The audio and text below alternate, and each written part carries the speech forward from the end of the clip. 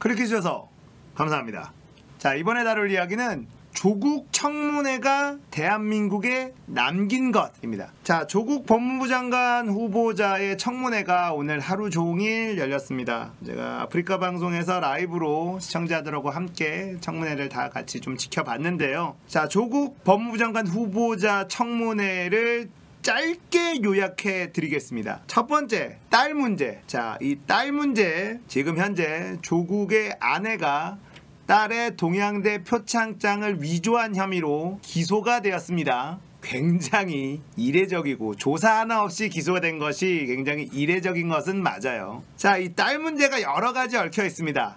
자, 이 중에 조국과 조국의 아내가 불법적으로 무언가를 했고 그것이 검찰 조사에 의해서 밝혀진다면 조국이 관여하지 않았다 하더라도 조국의 아내가 연루된 것만으로도 저는 조국은 법무부 장관을 해서는 안 된다, 개인적으로 이렇게 생각합니다. 대한민국은 연좌제가 없는 나라이긴 하지만 아직까지도 아내와 아이의 문제는 그 아빠인 조국도 책임이 있다라고 개인적으로 생각합니다. 그렇기 때문에 자, 봉사활동 같은 이런 스펙 쌓는 것들의 사실 여부가 가려져야 될 것이고요. 이런 것들이 진짜 이루어진 행위인지 아닌지도 검찰 조사에 의해서 다 밝혀질 것입니다. 그리고 동양대 표창장 같은 위조한 사실, 이런 것도 엄연한 범법 행위죠. 이 위조한 사실이라든지 이런 범법 행위가 발견되면 조국 후보자는 사퇴하는 것이 맞다. 아마 법무부 장관에 임명됐더라도 조국 후보자는 그 자리에서 내려오는 것이 맞다. 저는 이렇게 딸 문제는 간단하게 정리하도록 하겠습니다. 자, 두 번째, 사모펀드 문제입니다. 자, 사모펀드는 조국 후보자가 여기에 돈을 넣은 것은 아무 문제가 되지 않습니다. 그리고 75억 약정 금액은 투자할 수 있는 금액의 상한선이지 75억까지 투자해야 된다는 약속이 아니라는 점을 다시 한번 말씀을 드립니다. 이거는 워낙에 많이 나온 얘기니까 다들 알고 계시겠죠. 그래서 75억 약정이 문제될 것 없습니다. 아무 문제 없어요. 자, 문제될 소지가 있다면 어떤 것이 있느냐. 이 사모펀드가 투자한 회사, 관급공사를 주로 따는 회사에 투자가 되었는데 이 회사가 관급공사를 수주하는 과정에서 조국이 입김을 작용한 것이 있느냐, 부당한 압력을 행사한 것이 있느냐가 밝혀지게 되면 조국은 내려오는 겁니다. 그렇지 않고 만약에 오촌 조카가 무언가를 잘못을 한 것이 있다, 이것은 투자한 사람과는 전혀 별개의 문제이기 때문에 이거는 아무 문제 없는 겁니다. 세 번째, 웅동학원 문제. 자, 웅동학원 문제는 조국과 조국 일가가 웅동학원을 통해서 부당한 부를 축적한 것이 거의 나오지 않았습니다. 그렇기 때문에 이 사안은 대부분 흠집내기가 목적이다라고 보기 때문에 웅동학원 문제는 크게 신경 쓸 필요 없다, 요렇게 정리할 수 있습니다. 자, 간단하게 요 세 가지 문제를 압축해서 정리를 해드렸고요.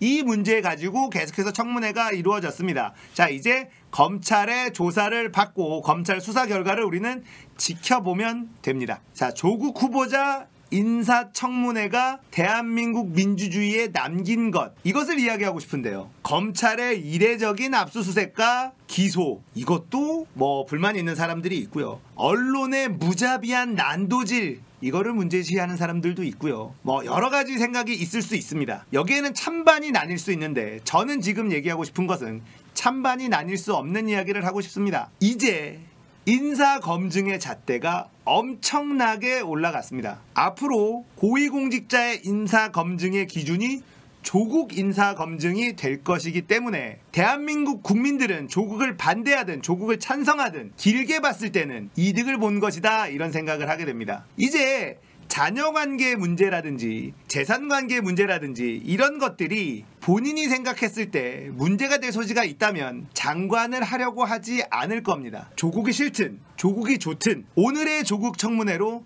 대한민국의 민주주의는 한 단계 더 앞으로 나갔다, 아니 훨씬 더 많이 앞으로 나갔다, 저는 이렇게 평가하고 싶어요. 조국이란 사람의 문제, 불법이냐 아니냐를 떠나서 상대적인 박탈감을 가지게 하는 것도 사실 도마에 많이 올랐죠. 그래서 조국 후보자는 그 부분에 대해서 반성하고 돌아보지 못해서 죄송하다라고 입장을 계속해서 이야기를 했습니다. 자, 기득권들이 가지고 있었던, 당연하게 누리고 있었던 그런 특혜들, 이번 일을 계기로 제도적인 부분도 다시 돌아봐야 된다라는 생각도 들고요. 입시 제도도 마찬가지로 이렇게 넓어진 수시 전형을 조금 축소해야 될 필요가 있지 않나 개인적으로 이렇게 생각을 합니다. 지금의 입시 제도는 부자들, 가진 자들에게 너무나 유리한 제도예요. 그래서 저는 예전부터 개인적으로 정시 몰빵 이것이 옳다. 다양성을 해치는 건 있을 수 있으나 다양성이라는 명분 뒤에 숨어있는 기득권들의 이익이 너무 크지 않나 개인적으로 이렇게 생각을 하고 있거든요.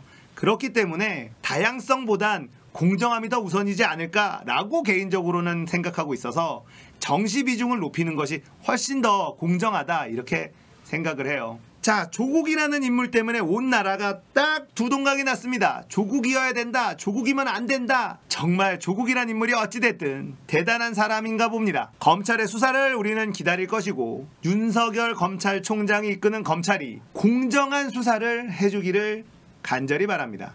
조국을 지지하는 사람이든 지지하지 않는 사람이든 공통적으로 바라는 것 딱 하나 있죠? 대한민국 검찰이 공정하게 수사해 주는 것. 그렇게 해서 나온 결과를 우리는 용기 있게 인정합시다. 자, 굉장히 늦은 시간에 녹화를 하고 있는 관계로 오늘 이야기는 여기서 정리할게요. 굉장히 피곤하네요. 보고 있는 저도 이렇게 피곤한데 청문회를 하는 국회의원들, 조국 후보자 얼마나 힘들었을까 생각이 드네요. 마지막으로 한마디 정리하자면 이번 인사청문회 자유한국당 완패. 오늘 이야기 여기까지입니다. 재밌었다면 구독, 좋아요, 알림 설정 꼭 눌러주십시오.